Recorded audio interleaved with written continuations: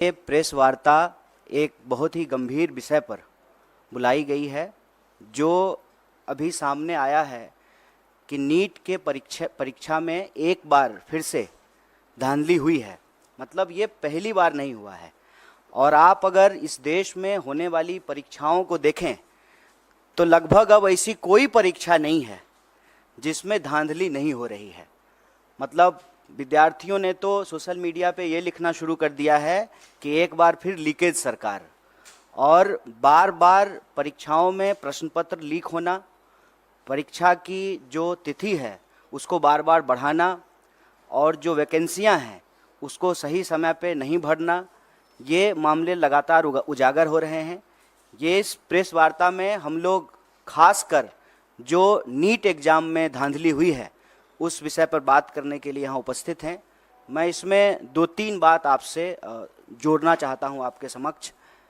अव्वल तो आप सब लोगों ने देखा होगा कि चुनाव से पहले आदरणीय प्रधानमंत्री जी परीक्षा पर चर्चा करते हैं। हमारे यहाँ कहावत है, जाके पैर न फटे बिवाई, वो क्या जाने पीड़ पड़ाई।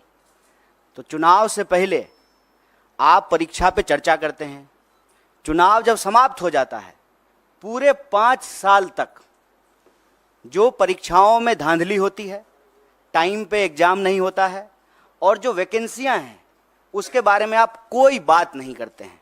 मैं आपकी जानकारी के लिए बता दूं, और चुनाव के दौरान बार बार कांग्रेस पार्टी ने इस बात को उठाया कि 30 लाख पद खाली हैं और कोई ऐसा एग्जाम नहीं है यूपीएससी को छोड़ करके। अगर यही हालत रही तो मुझे लगता है कि आने वाले दिनों में यूपीएससी के एग्जाम भी सही तरीके से कंडक्ट नहीं हो पाएंगे। जिन एग्जामों में आज तक कोई गड़बड़ी और धांधली नहीं हुई थी, उन एग्जामों में भी गड़बड़ी और धांधली हो रही है। नीट का जहां तक सवाल है, इसके 3 प्रमुख बिंदु हैं। पहली बार लोग कहते हैं कि रैंक 1 2 लोग होगा, 4 लाख होगा। इस बार नीट के एग्जाम में जब आप उसके रिजल्ट को देखेंगे, 67 लोग जो है वो जो है फर्स्ट रैंकर हैं, और उसमें से 720 नंबर मिला है। मतलब 100% मार्क्स मिला है। जब इस सवाल को उठाया गया तो एनटीए के डायरेक्टर ने कहा कि ग्रेस दे करके जो है इनको हम फुल मार्क्स दे दिए हैं। तो उसके क्या नियम है, उसकी क्या ट्रांसपेरेंसी है, किस आधार पे जो है आपने 720 में से 720 दे दिया। और इस देश की सबसे प्रतिष्ठित जो मेडिकल इंस्टीट्यूट है एम्स, वहां पर 50, 60, 65 लोगों को एडमिशन होता है। अब आप ये समझ लीजिए कि जिनका रैंक 1 है, जिनको 100 में से 100 मार्क्स आया है, उनका भी एडमिशन एम्स में नहीं होगा। तो पूरी तरह से इन्होंने इस देश के एग्जामिनेशन सिस्टम को मजाक बना दिया है। कारण क्या है कि वही खुद अगर पढ़े होते, एग्जाम दिए होते, एग्जाम हॉल में बैठे होते, तो समझ में आता कि एग्जाम स्टूडेंट के लिए कितना इंपॉर्टेंट है, वैकेंसी स्टूडेंट के लिए कितना इंपॉर्टेंट है, एडमिशन होना स्टूडेंट के लिए कितना इंपॉर्टेंट है। पढ़ने लिखने वाले तो लोग हैं नहीं सरकार में, बस चुनाव के लिए, वोट के लिए परीक्षा पे चर्चा करते हैं। खुद तो परीक्षा दिए नहीं है। परीक्षा अगर दिए होते तो दर्द मालूम होता। और आप लोगों ने एक दर्दनाक वीडियो देखा होगा, एक लड़की छत से कूद करके आत्महत्या कर ली जब नीट का एग्जाम आया ठीक उसके बाद। और जब जब कहीं भी किसी भी एग्जाम में कोई गड़बड़ी हो रही है, इसका खामियाजा सीधे विद्यार्थी को भुगतना पड़ रहा है। आप सब जानते हैं, सरकारी आंकड़ा है, हमने अपने घर में नहीं बनाया है, 1 घंटे में 2 जवान इस देश में आत्महत्या कर रहे हैं। मतलब 24 घंटे में 48 नौजवान आत्महत्या कर रहे हैं। और लगातार ये जो परीक्षा का दबाव है उसमें 3 बिंदु बहुत महत्वपूर्ण हैं। एक, समय पे एग्जाम का नहीं होना। दूसरा, अगर एग्जाम हो तो उसमें व्यापक पैमाने पे धांधली होना और प्रश्न पत्र का लीक होना। और तीसरा, जब प्रश्न पत्र लीक होता है, स्टूडेंट की तरफ से हंगामा होता है, स्टूडेंट कोर्ट जाते हैं, तो फिर एग्जामिनेशन को कैंसिल कर देना। ये पूरा का पूरा एक साइकिल बना हुआ है। और आप देश के किसी भी हिस्से में चले जाइए, जिसको हम लोग स्टूडेंट का सेंटर कहते हैं, अगर आप रांची, पटना, बनारस, इलाहाबाद होते हुए दिल्ली आएँ, फिर आप नॉर्थ से साउथ की तरफ जाएं, कोई भी ऐसा सेंटर जिसको हम स्टूडेंट सेंटर कहते हैं, हर जगह आत्महत्या की घटनाएं एक बहुत बड़ी समस्या बन चुकी है। राजस्थान में हमारी सरकार ने इसको गंभीरता से लिया और काउंसलिंग करने के लिए, हेल्प प्रोवाइड करने के लिए हमारी सरकार ने योजना बनाई। और आप सबने देखा होगा इस बार के भी न्याय पत्र में हम भर्ती विधान लेकर के आए हैं, और भर्ती विधान में हम 3 बात प्रमुखता से कह रहे हैं। एक, सारी वैकेंसी भरी जाएगी, सारी वैकेंसी। बताइए, हर 5 साल में चुनाव हो जाता है, कोरोना के टाइम पर भी चुनाव हो गया, सब कुछ बंद रहा, देश में जनगणना नहीं हुआ, लेकिन चुनाव हुआ टाइम पे।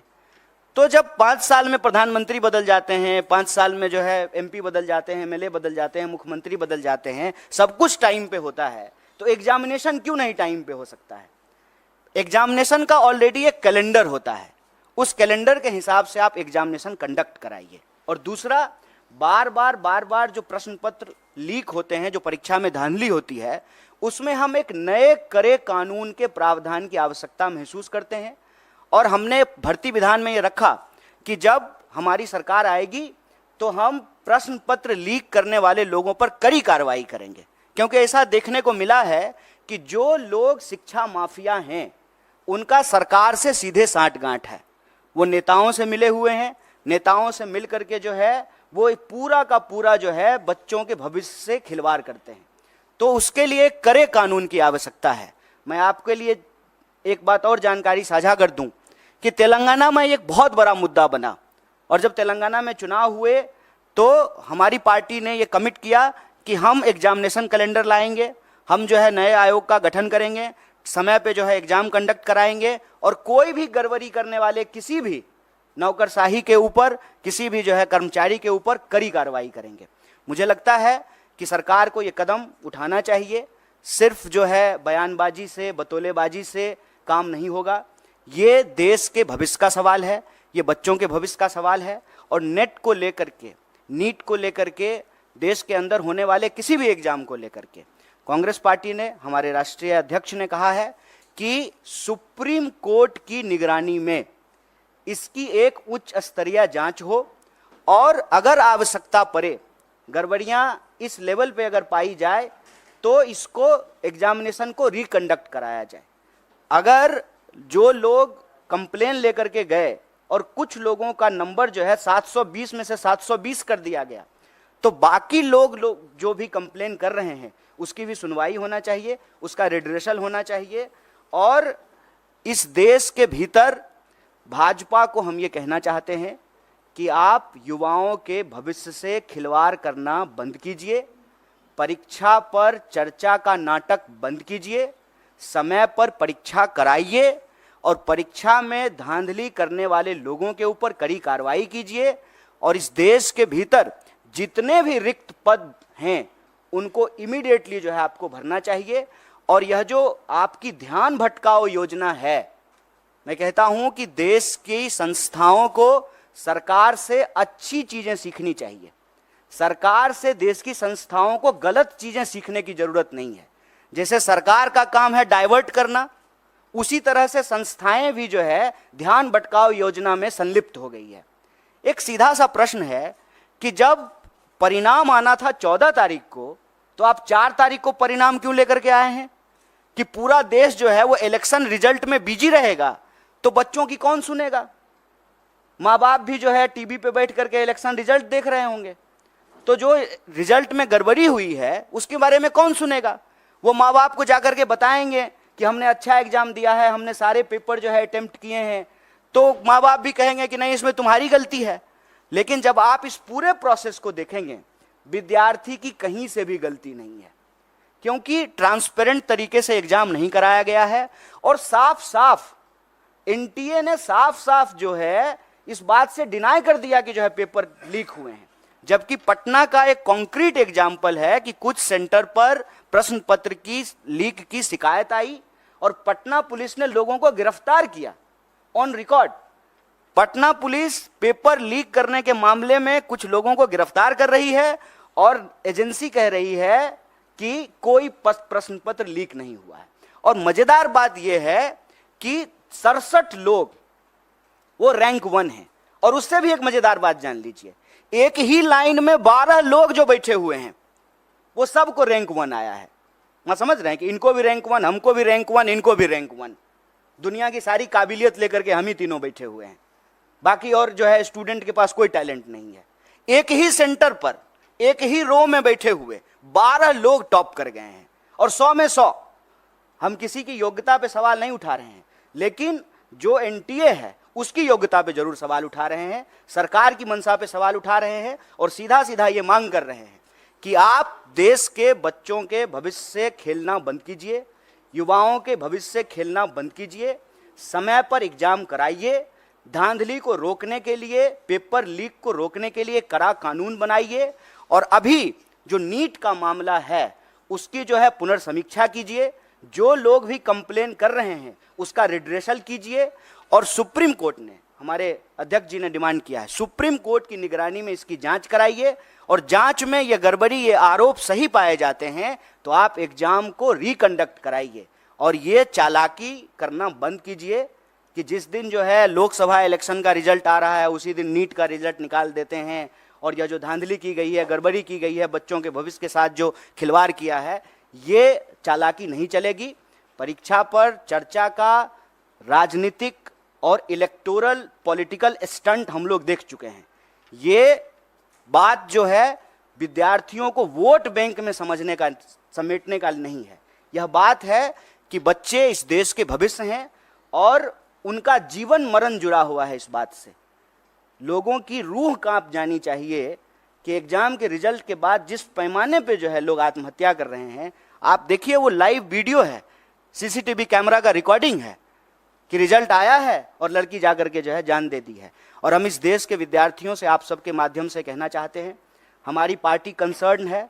आपने देश भर से मैसेज किया है, ईमेल किया है, फ़ोन कॉल किए हैं, और हमारे लिए सरकार बनेगी, बन जाएगी, शपथ ग्रहण हो जाएगा, लेकिन ये मुद्दा हमारे लिए बहुत महत्वपूर्ण है।